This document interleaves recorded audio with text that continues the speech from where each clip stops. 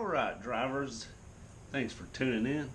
We are finally going to get to putting this starter in. I know I keep telling y'all that I'm going to get to this, but we're doing it today, so keep watching.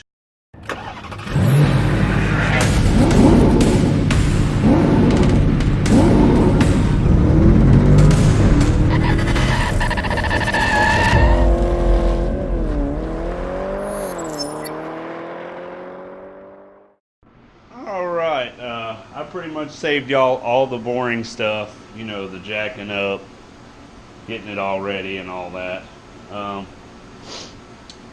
Nobody wants to see that a million times.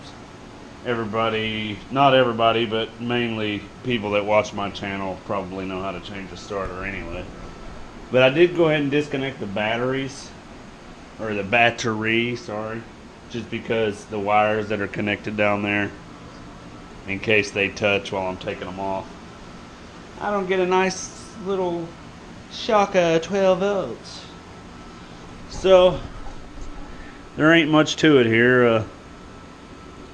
Basically just a couple of bolts and 2 wires and some shims if you need it.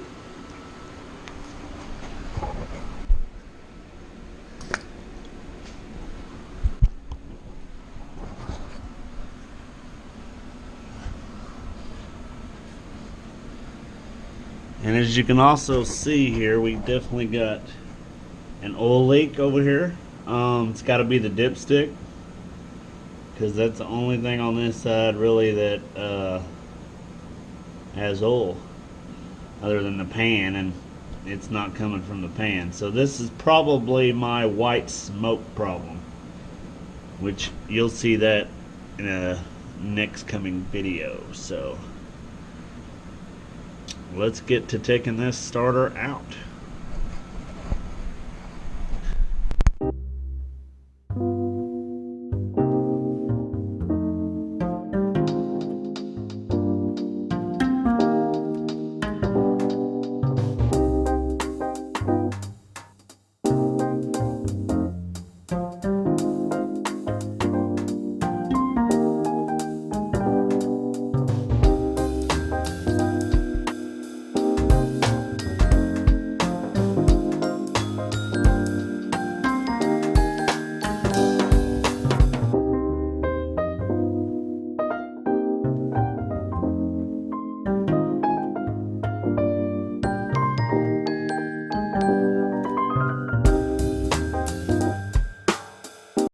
Alright, now that we got it out, you can kind of see the size comparison here. As far as diameter, you can see there's quite a bit of difference there. And I noticed on this one, it looks like it has an extra ground wire here, which is pretty interesting. That might come in handy to make another ground wire there, since I'm already having grounding issues anyway. Interesting. So let's go ahead and put this shorter one in. Basically the same thing, just 2 bolt holes and 2 wires. You got your little ground wire here and your big positive wire.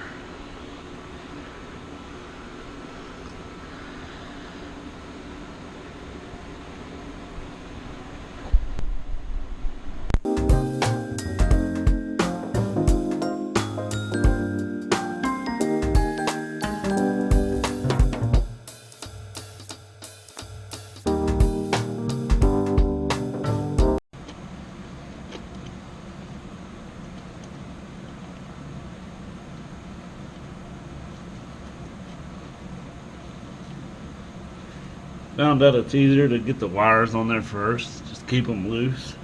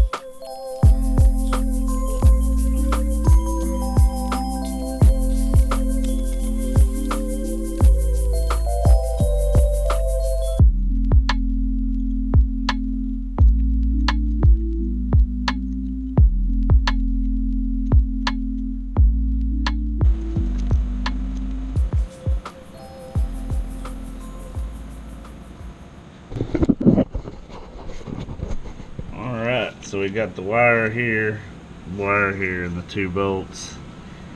And I think we're gonna try to add a little ground wire here now that we got an extra post. I know there's some ground connections. Alright, as you can see here, we got a lot of these wires tucked up. We tied them up to the solenoid here, and they're pretty far out of the way from the exhaust, other than this hot wire here, but it's a pretty good distance away, so I think we'll be good there. We'll go ahead and give it a start here and see how she cranks. So, meet you on the top side. That's one helpful piece of the puzzle would be to hook the battery back up.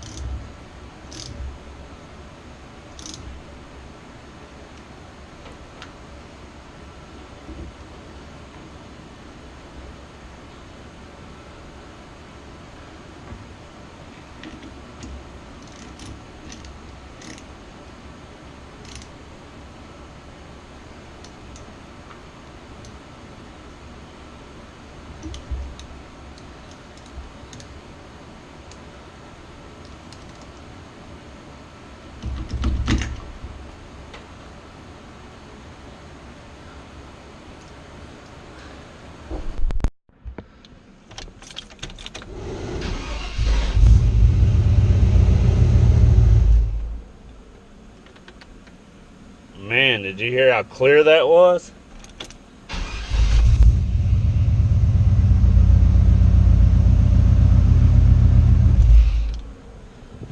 Man, that sounded good. Listen to how clean this starter sounds. Let me put y'all up here.